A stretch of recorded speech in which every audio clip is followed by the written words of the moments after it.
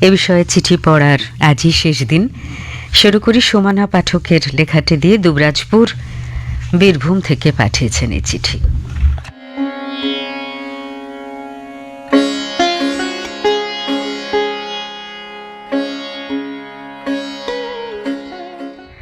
ছাত্রছাত্রীদের যখন শুভা গল্পে পড়াই, তাহার দুটি চক্ষু সকল কথাই বলিয়াছিল, কিন্তু কেহ তাহা বুঝিতে পারে নাই। সে চারিদিকে চায়, ভাষা পায় না। যাহারা বোবার ভাষা বুঝিত, সেই আজন্ম পরিচিত মুখগুলি দেখিতে পায় না। বালিকার চিরনীরব হৃদয়ের মধ্যে একটা অসীম অব্যক্ত ক্রন্দন বাজিতে লাগিল। অন্তর্যামী ছাড়া আর কেহ তাহা শুনিতে পাইল না। তখন অজান্তেই চোখ থেকে দুফোঁটা জল ঝরে পড়ে। চোখের ভাষাই ছিল শুভার একমাত্র ভাষা। তা পড়ার ক্ষমতা সকলের থাকে না কেন? এমন কত শুভা আমাদের সমাজে গুমরে মরছে, ভাবলে হৃদয় বিষণ্ণতায় ভরে ওঠে। ছোটবেলায় আমাদের পাড়ার দুর্গা ঠাকুর গড়ার কাজ আদ্যন্ত দেখতাম সারাদিন বসে বসে। প্রতিমা সব কাজ সারা হলে পুজোর একেবারে কাছাকাছি একদিন সকাল থেকে কুমোর আসত চোখ ফোটাতে। সেদিনটিই ছিল আমার সবচেয়ে আনন্দের দিন। নিপুণ দক্ষতায় শিল্পী কি অপূর্ব চোখ আঁকতেন। ধীরে ধীরে দুর্গা মা জীবন্ত হয়ে উঠত, আমাদের আপন মা হয়ে উঠত। চোখের দিকে তাকিয়ে কত কথা তখন বলতাম। মনে হতো হৃদ কমলে ধুম লেগেছে। প্রস্ফুটিত পদ্মের মতো সৌন্দর্য নিয়ে মায়ের চোখ দুটি আমার সবটুকু কেড়ে নিত, সঁপে দিতাম নিজেকে। অনামী বিস্মৃত এক লেখকের গল্প পড়েছিলাম এক পত্রিকায়। একটি মেয়ে ছোটবেলা থেকেই অপরের চোখ দেখেই ভূত ভবিষ্যৎ বলে দিতে পারত। সে বড়দের চোখ দেখেই আগামী ঘটনা বলে দিত। অপ্রিয় সত্য বলে যেমন সে অস্বস্তিতে পড়েছে, তেমনি অনেককে আবার বিপদের হাত থেকে বাঁচিয়েওছে। তবে বাড়ির বড়দের কথা শুনে সে অন্যের চোখের দিকে তাকানো বন্ধ করে দিয়েছিল। যখন সে বড় হলো, তার প্রিয় মানুষটি কাছে এলো। একদিন বিকেলে অদ্ভুত নরম সোনালি আলোয় নির্জনে তাকিয়েছিল প্রিয় মানুষটির চোখের দিকে। তাকাতেই পড়ে ফেলল প্রিয়তমের ভবিষ্যতের ছবি। সে ছবি ভয়ঙ্কর। সে বুঝল চিরদিনের জন্য হারাতে চলেছে তাকে। আর দাঁড়াতে পারেনি, কেঁদে ফিরে গিয়েছিল গৃহকোণে। রাগে সে নিজেই নষ্ট করে ফেলল চোখ দুটি। কিন্তু মেয়েটির সেই পাঠ ভুল ছিল। তার প্রিয় ব্যক্তিটি কোনো বিপদেই পড়েনি। তবে সে অন্ধ হয়ে যাওয়া প্রিয়তমাকেই জীবনসঙ্গী করেছিল।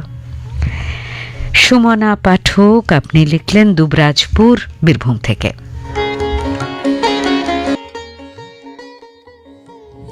শৈশবে আমি এতটাই দুষ্টু ছিলাম যে নতুন করে আমার আবার নাম সংযোজন হয় দস্যিমা। বিপাশা মালিক দাস। আপনি চিঠি শুরু করেছেন এইভাবে। গ্রাম পোস্ট খামারচণ্ডী, হুগলিতে থাকেন। দেখছেন, শৈশবে আমি এতটাই দুষ্টু ছিলাম যে নতুন করে আমার আবার নাম সংযোজন হয় দস্যিমা। অফিস ফেরত ক্লান্ত বাপির প্রায় প্রতিদিনের প্রথম কাজ ছিল আমার নামে নালিশ শোনা। সে কি বলবো, প্রাত্যহিকী লাইন দিয়ে নালিশ। পরিবার, প্রতিবেশী, বন্ধু বান্ধবী, শিক্ষক সবাই। নালিশগুলো ঠান্ডা মাথায় শুনে সকলকে কিছু না কিছু উত্তর দিত বাপি। আমি অপেক্ষায় থাকতাম কখন বাপি আমার দিকে একবার তাকাবে। একমাত্র বাপির চোখের ভাষা পড়েই আমি বুঝতে পারবো আমার প্রাপ্য শাস্তিটা ঠিক কতখানি, নাকি এ যাত্রায় বেঁচে গেলাম। তখন আমার কলেজ শেষ। একদিন সকালে বেরিয়ে সন্ধ্যেতে বাড়ি ফিরে আসায় খাওয়ার টেবিলে বসে বাপি মায়ের প্রশ্নের উত্তরে জানাই, সরকারি চাকরিতে ইঞ্জিনিয়ার পদে যোগদান করে অফিস করে এলাম। শোনা মাত্রই মা তো আনন্দে উদ্ভাসিত, আর বাপি এক অদ্ভুত চাহনি আর ঠোঁটের কোণে হালকা হাসি। ব্যাস এইটুকুই।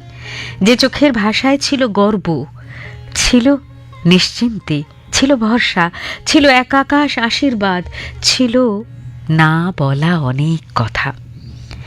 সেই বাবা মেয়ে আবার মুখোমুখি, দুজনেই ভাষাহীন, কোণে বিদায়ের আশীর্বাদের ক্ষণ। আমার বাবার চোখের কোণে ছিল এক ফোঁটা অশ্রু, চোখের বাকিটায় ছিল সারা জীবনের জন্য আমার পাশে থাকার অটল প্রতিশ্রুতি।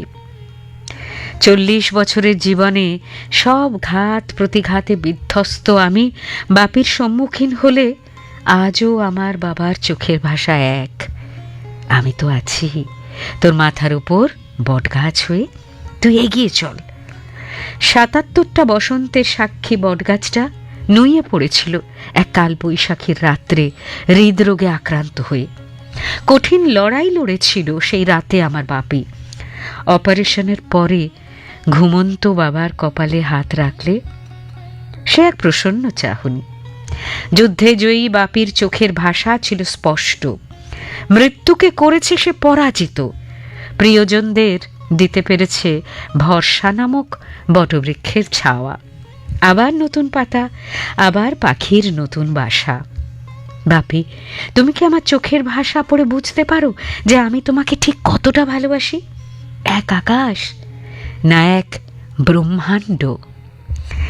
বিপাশা মালিক দাস, গ্রাম পোস্ট, খামারচণ্ডী, হুগলি থেকে। মানসী নন্দ কাঁথি, পূর্ব মেদিনীপুর থেকে লিখছেন মনের সাথী প্রাত্যহিকীকে।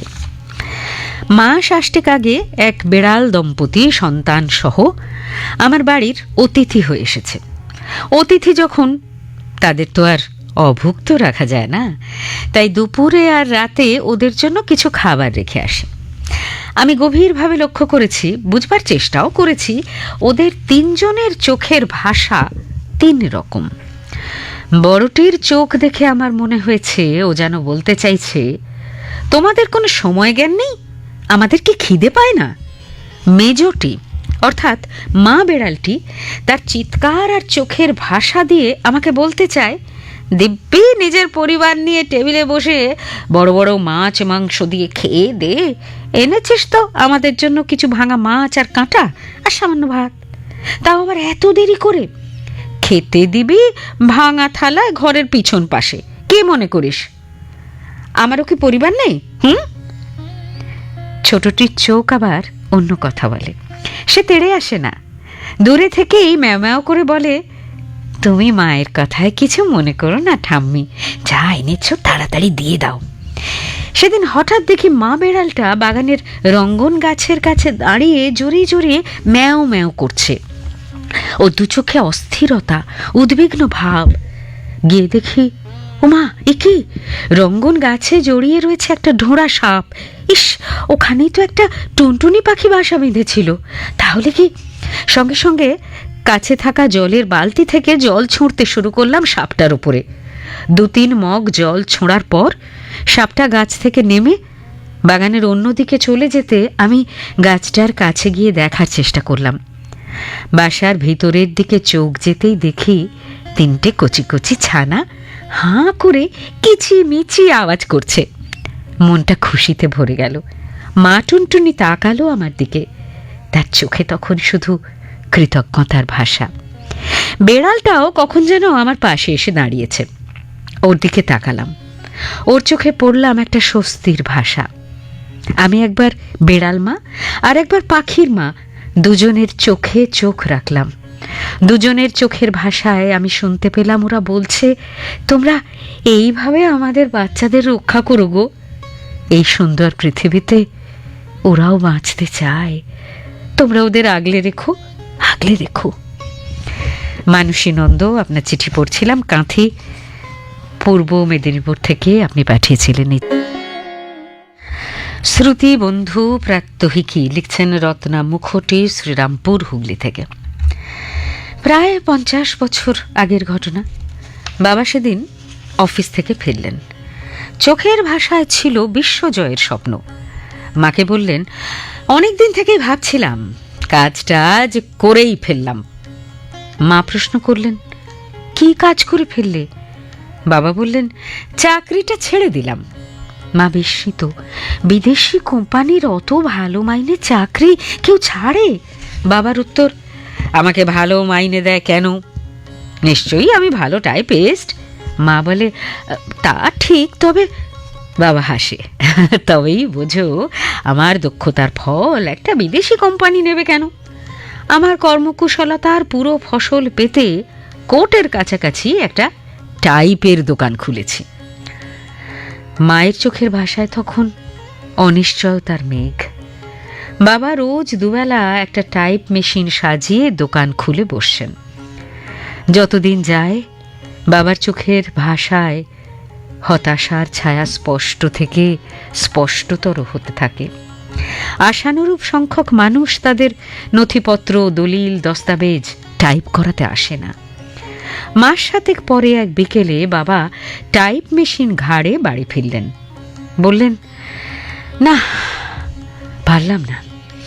অতি লোভে তাঁতি নষ্ট হয়ে গেল। আমার বয়স তখন 8। আমার আগেও পরে আরও 3 ভাই বোন। বাবার চোখের ভাষায় স্পষ্ট হয়ে উঠেছিল, আমাকে মাফ করে দিস, তোদের জন্য আমি কিছুই করতে পারলাম না।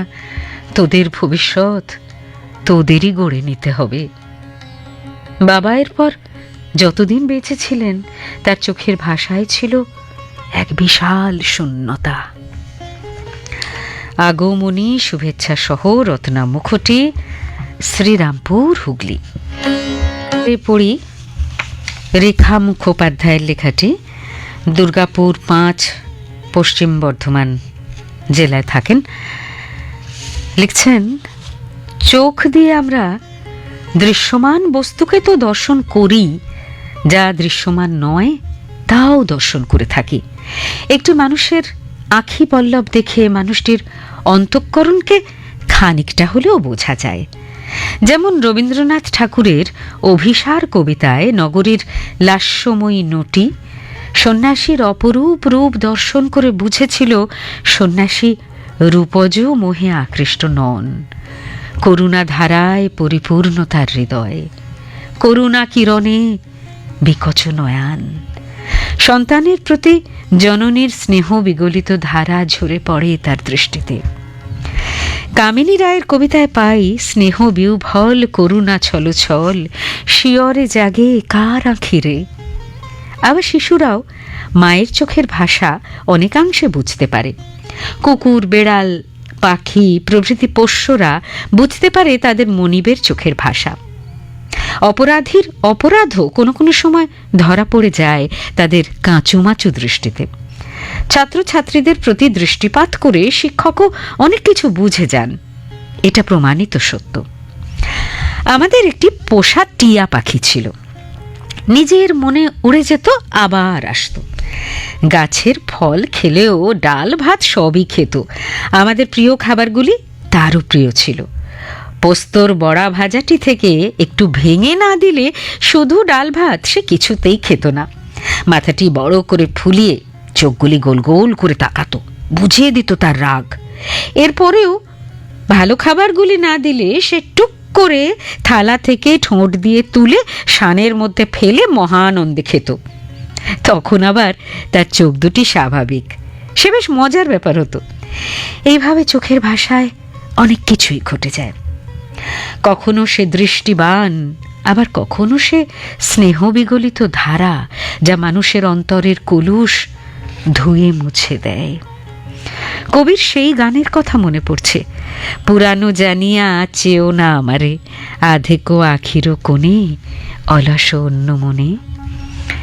রেখা মুখোপাধ্যায় লিখলেন দুর্গাপুর 5, পশ্চিম বর্ধমান জেলা থেকে। বাসুদেব ঘোষ, আপনার লেখায় আসি, গুসকরা, পূর্ব বর্ধমান আপনার ঠিকানা। শীতের গভীর রাত। গ্রামে এখন ধান কাটার মরশুম। ধান কেটে আঁটি বেঁধে খামারে তোলার সময়। জুচকি বেলায় ওঠা গরু বাইরে বেঁধে বেশ করে খেতে দেওয়া হয়। একটু পরেই গরুর গাড়ি নিয়ে মাঠে যাবে। সারাদিনের অক্লান্ত পরিশ্রম। রাতে সবাই অঘরে ঘুমোয়, কুকুরটি পর্যন্ত। মাঝরাতে চিৎকার, আচমকা ঘুমটা ভেঙে যায়। কিছু বুঝতে পারি না, অস্পষ্ট একটা গুঞ্জন। জানলা খুলে দেখি পাড়ার ওই দিকে একটা লাল আভা। মুহূর্তে সব পরিষ্কার হয়ে যায়। পড়ি কি মরি, ছুটি দরজা খুলে। পাড়ার তখনও সবাই বুঝতে পারেনি, কিন্তু দাউ দাউ করে জ্বলছে উৎপলদার গোয়াল। ভেতরে বাঁধা জোড়া বলদ, কালী গাই আর তার বাছুর। মুহুর্মুহু ফটফট করে কি যেন ফুটছে।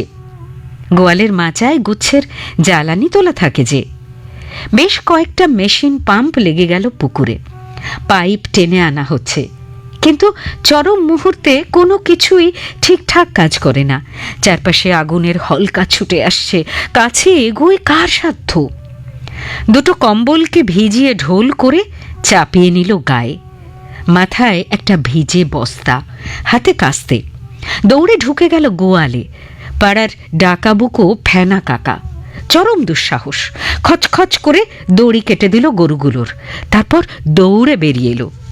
গরুগুলো আধপোড়া হয়ে গেছে ততক্ষণে। ঊর্ধ্বশ্বাসে বেরিয়ে এসে বাইরে দাঁড়ালো। সঙ্গে সঙ্গে পাইপে করে জল ঢালা হতে থাকলো তাদের গায়ে। কিন্তু বাছুরটি কই? কুইলে বাছুর, মাসখানেকের। কালী গাইটি ধপ করে পড়ে গেল সামনেই, গোয়ালের দরজার দিকে মুখ করে। সমানে জল ঢালছে তার গায়ে। কালীর বাংময় কালো চোখ দুটি থেকে অবিরল ধারায় জল ঝরে পড়ছে, কিন্তু তার সামান্য শক্তিও নেই বাছুরকে ডাকতে। কালো বিস্ফারিত চোখ দুটি অপলকে তাকিয়ে সেই আগুনের দিকে। সেই দৃষ্টির সামনে থাকা যায় না, চোখ কড়কড় করে। সেই চোখের ভাষায় পাথরও গলে যায়। এর থেকে কোন ভাষা, কোন কথা এতটা বলতে পারে? বাষ্পাকুল সেই চোখের ভাষার আকুতি, আমার সন্তান কই? আস্তে আস্তে স্থির হয়ে গেল কালো শরীরটা। সবাই নিরাপদে থাকুন এই প্রার্থনায়। বাসুদেব ঘোষ, ঘোষকরা, পূর্ব বর্ধমান। আহিলিকর, রামচন্দ্রপুর, হাওড়া থেকে লিখছেন এবারের চিঠি। আচার ব্যবহার থেকে মানুষের স্বভাব নির্ধারণ করা হয়, আর চোখের ভাষা থেকে মানুষের মন পড়া যায়। স্কুল থেকে বাড়ি ফিরে আসার সময় পোটোপাড়ায় যেতেই হবে। সেখানে দুর্গা মায়ের কত চোখের ভাষা, কোনোটা রাগী, আবার কোনোটা শান্তি আর ভালোবাসা মায়ের চোখ দিয়ে গড়িয়ে পড়ছে। এ তো গেল দুর্গা মায়ের কথা। এরপরে আসা যাক আমার পোষা বেড়াল তিন্নির কথায়।